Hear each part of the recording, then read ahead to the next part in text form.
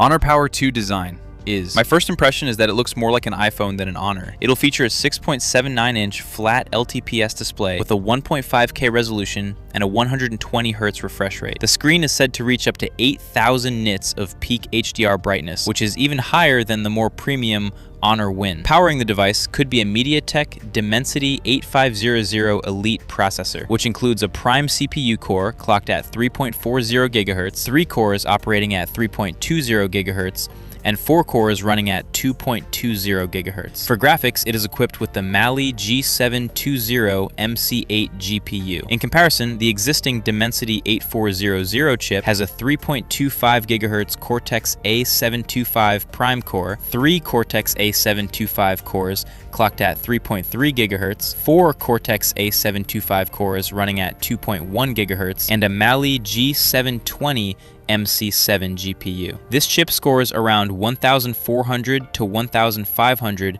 in the single-core test and around 5,600 in the multi-core test. Coming back to the Honor Power 2 Geekbench listing, the device is equipped with 12 GB of RAM and Android 16 with the Magic O S10 layer on top. The camera hardware includes a 16-megapixel front-facing camera and a dual rear setup consisting of a 50-megapixel main sensor with an f1.88 aperture and a 5-megapixel secondary camera. One of the more notable aspects of the Honor Power 2 is its battery. The device is tipped to pack a 10,080 milliamp hour battery that charges via an 80-watt adapter. The new Honor Win also packs a 10,000 milliamp hour cell, and it takes about an hour to go from 0 to 100%.